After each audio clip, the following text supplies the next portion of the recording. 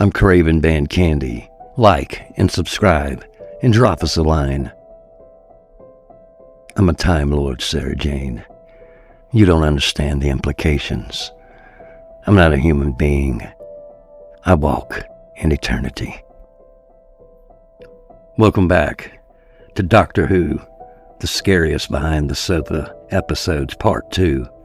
And if you thought the first batch of episodes was terrifying, just wait, because this next group digs even deeper into the nightmares that shape generations of Doctor Who fans. These are the stories that blended science fiction with occult rituals, body horror, psychological collapse, and dystopian torture chambers, with ancient gods waiting beneath the sand, darker, stranger, and far more unsettling than anything we covered last time. These episodes pushed the BBC to the edge of what they could show on television. From shape-shifting infiltrators hiding in plain sight, to drowned revenants crawling out of the sea, giant maggots, demonic serpents, and a villain so powerful he can destroy worlds without lifting a finger. This is the era where Doctor Who fully embraced Gothic horror, folk horror, environmental horror, and pure nightmare fuel. So settle in, turn the lights down, get ready to revisit the classics that sent kids running behind the sofa and gave adults chills they weren't expecting. At number 1, Terror of the Zygons, 1975, Tom Baker's era. Shape-shifting paranoia done the Doctor Who way. This story weaponizes a primal fear, not knowing who is real and who is the monster wearing someone else's skin. The Zygons, with their wet, pulsing organic design, remain one of the most grotesque creatures in classic Who. Their ability to mimic humans turns the Scottish countryside into a psychological minefield. But the horror peaks in their gloopy, mucus-coated lair, where slimy bioorganic walls pulse and breathe like a living organism. As unit soldiers are replaced one by one, the serial plays like an alien body snatcher thriller, British, bleak, and unforgettable. So, what makes this one so scary? This one hits the paranoia centers hard. The Zygons don't just disguise themselves. They become their victims, down to their mannerisms and memories. It creates a suffocating sense of mistrust, where even familiar characters might suddenly twist into something monstrous. The Zygon ship, full of that pulsing red tissue. As I mentioned earlier, the breathing walls and organic controls is still one of the most grotesque sets in classic Doctor Who. Impact and legacy. Terror of the Zygons became the blueprint for shape-shifting monsters in the series. Modern Who revived the Zygons because the story left such a cultural footprint. Their design remains iconic, and the serial is still considered one of Tom Baker's essential horror-heavy adventures. It also cemented the idea that Doctor Who could tackle rural folk horror settings with cinematic scale. At number 2, The Daemons, 1971, John Pertwee's era. Folk horror meets BBC occult panic. Set in the quaint village of Devil's Inn, this one feels like Hammer horror fused with pagan mysticism. A buried alien devil, a stone gargoyle that comes to life. Secret rituals and a looming sense of forbidden knowledge give the story a creepiness few Who episodes could match. The atmosphere is pure Mayday dread, bonfires, hooded robes, and the master performing occult rites in a church cellar. Azal, the massive horned daemon, brings an almost Lovecraftian scale to the story. Cosmic power, disguised as ancient myth. What makes this episode so scary? It's occult horror through a scientific lens. Rituals, cultists, living gargoyles, and a buried alien devil. The atmosphere of Devil's Inn is oppressive, with storms and secrets, and the master becoming a satanic priest. It taps into primal fears of forbidden knowledge and ancient evil waking beneath everyday life. Impact and legacy. Often cited as the quintessential Unit era serial. It introduced the recurring Doctor versus supernatural myth, formula inspired countless later episodes and novels. The daemon's occult imagery pushed the BBC to its limit and is still referenced in documentaries as one of the show's most controversial and influential horror stories. At number 3, The Curse of Fenric, 1989, the Sylvester McCoy era. The closest classic Who ever came to a straight-up horror film. This is a cold-soaked nightmare of World War II paranoia and ancient evil. The herbivores, waterlogged, corpse-like vampires crawl from the ocean in scenes that feel ripped from a Gothic war movie. But the true horror is Fenric's manipulations, twisting human nature into something cruel. The decaying Millington base, the code-breaking guilt, and Ace confronting the emotional trauma Fenric exploits, makes this a story where the real monster is buried in the human heart. Atmospheric, mature, and suffocatingly bleak. What makes this one so scary? This is Doctor Who at its most emotionally raw. The drowned herbivores with their barnacle-encrusted skin and blank eyes rise from the sea like undead nightmares. But the psychological horror is deeper. The entity Fenric manipulates people's unspoken demons, weaponizing guilt, trauma, and emotional wounds. It's horror born from within. Impact and legacy.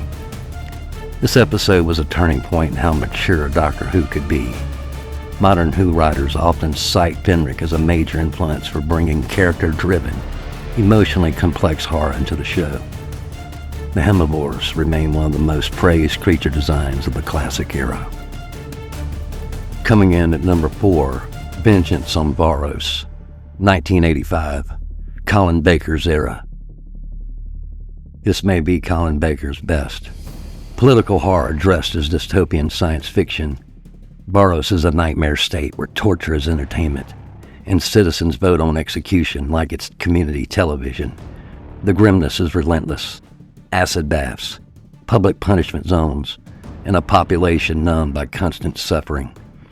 Still, the grotesque slug-like business mogul oozes both literal slime and pure capitalist cruelty. The horror isn't just what happens on the screen, it's the idea that society could become this desensitized. This is Doctor Who at its most disturbing and cynical. What makes this one so scary? The horror can be found in Varos' system.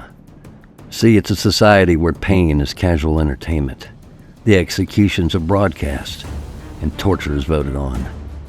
And the infamous acid bath scene still shocks audiences today. And still, smiling, slimy, sadistic, feels disturbingly human in his greed. Impact and legacy. Years ahead of its time, Vengeance on Varos predicted reality TV, political apathy, social media cruelty, and entertainment is suffering.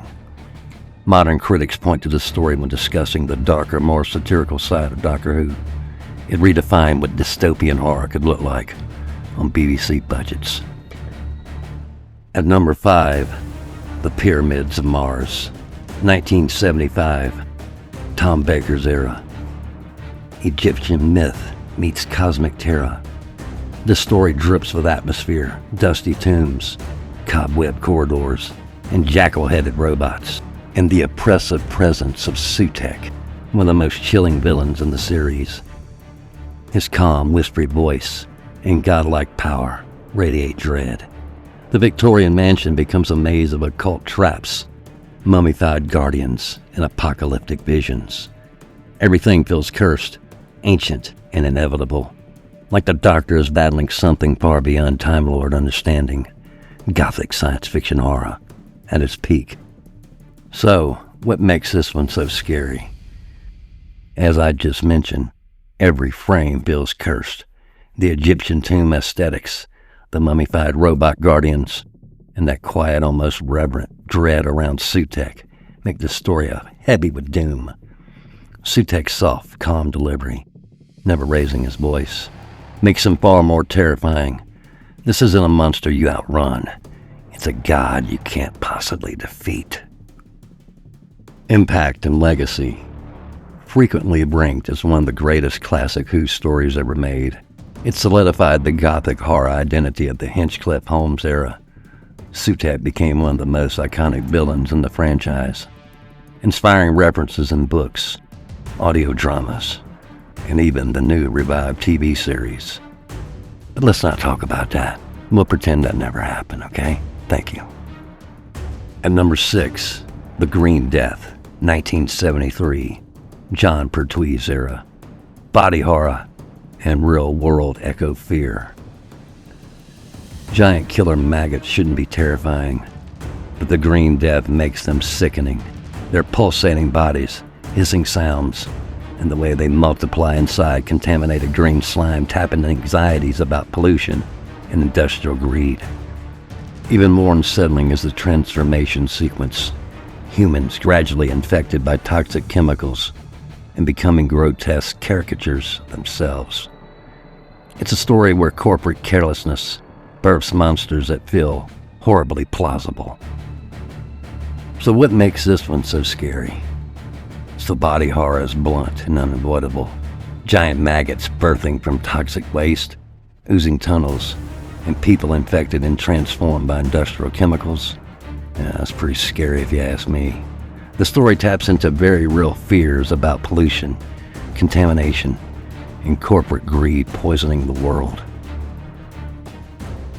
Impact and legacy. Called the Doctor Who episode that terrified a generation, the maggots became an instant cultural memory.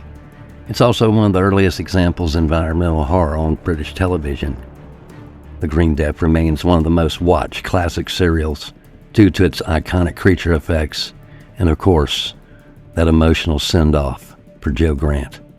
Unforgettable. At number 7, Snake Dance, 1983, Peter Davison's era. Psychological horror with a Jungian twist. Yes, the 20th anniversary season gave us the highly anticipated sequel to Kendo, which I covered in last video. The Mare returns, not as a giant snake, but as a force inside the mind. The serial turns nightmares, bad dreams, and subconscious fear into physical reality. Tegan's possession scenes are really disturbing, especially her trance-like smiles and glassy eyes. The carnival setting, the Hall of Mirrors, and the cult rituals create an atmosphere of spiritual unease. Snake Dance feels like Doctor Who doing art house psychological horror. Slow, symbolic, and chillingly dreamlike. What makes this one so scary? Well, the Mara is pure psychological terror in its rawest form. It operates through dreams, intrusive thoughts, subconscious fears, and spiritual possession. Tegan's possession scenes, her twisted smiles, sudden mood shifts, and vacant stares remain some of the most disturbing acting in the classic series. And the carnival atmosphere adds a surreal, disoriented tension. Impact and legacy. Considered one of the smartest Doctor Who scripts ever written, Snake Dance influenced how future episodes portrayed mental health, spiritual darkness, and the monster within. Scholarly essays have been written about its Jungian symbolism. Yes, this one truly redefined psychological horror in Doctor Who. At number 8, Doctor Who and the Silurians, 1970, John Pertwee's era. Paranoia, plague, and the terror of the unknown. The Silurian themselves are unsettling enough, but the real horror comes from the plague, a virus unleashed on the human population that spreads with frightening speed. People collapse in the streets, gasping for breath with no cure in sight. The serial blends monster movie tension with Cold War mistrust as the Doctor struggles to mediate between two species doomed to misunderstand each other.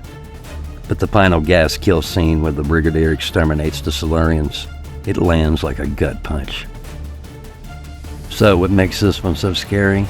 As I mentioned earlier, the Silurians. They're a rather unnerving bunch. But the real terror's in the plague, the unstoppable disease spreading through London. Victims in the streets, in the homes. Tension is grounded, and bioterrorism is something we fear today. Add in the political conflict, military tension, and prehistoric creatures lurking underground, and the fear becomes multi-layered. Impact and legacy. This story introduced moral complexity into Doctor Who's monsters, portraying the Silurians as tragically misguided rather than purely evil. In that final act, Unit exterminating them, it shocked viewers and remains one of the most controversial endings in the series. It's influenced decades of sympathetic monster storytelling. At number 9, The Ark in Space, 1975. Tom Baker's era. A body horror masterpiece. Few classic Who stories have imagery as disturbing as the worm transformations. Humans absorbed, digested, and repurposed into alien larvae. It's brutal and knows gradual mutation. His hand turning green and insectoid. His voice cracking with pain and fear. It remains one of the most haunting character arcs in the show. The abandoned corridors of Nerva Beacon, the flickering lights, and the biological dread make this the episode most likely to send viewers behind the sofa forever. A classic monster takes over the body story, done with clinical precision. What makes this so scary? This is Doctor Who's purest body horror story yet. David Cronenberg and Ridley Scott would be so proud, as we see humans slowly transforming into the worm larvae conscious the whole time. The mutation of Noah, his humanity slipping away as his body becomes an insectoid. It's haunting. The empty echoing corridors of Nerva Beacon. It creates a sense of isolation that amplifies the dread. Impact and legacy. Widely seen as one of the best horror stories in the entire franchise, it pushed the boundaries of what Doctor Who could portray on television. Infection, transformation, and breakdowns. Modern Who episodes like The Impossible Planet, Silence in the Library, and The Empty Child, they all draw inspiration directly from Ark in Space's tone and its themes. Well, that wraps up part 2 of our countdown of the scariest stories in classic Doctor Who. From cosmic gods sealed in ancient tombs to viral plagues, psychological possession, and dystopian nightmares. These episodes prove just how far the show could push its horror roots, and why the phrase "behind the sofa" is practically part of British culture. What's incredible is how timeless these fears are. Shapeshifters replacing your neighbors. Ancient demons buried under the village church. Body horror transformations you can't stop. These stories didn't just frighten audiences. They left scars on the imagination. Inspired writers, filmmakers, and fans of decades, shaping the very identity of Doctor Who as a show that could be funny one week and utterly terrifying the next. But don't worry, we're not done yet, because part 3 is coming. The final chapter of our classic Who countdown. I'm Craven Van Candy, and wherever you may be, good morning, good afternoon, good evening, good riddance.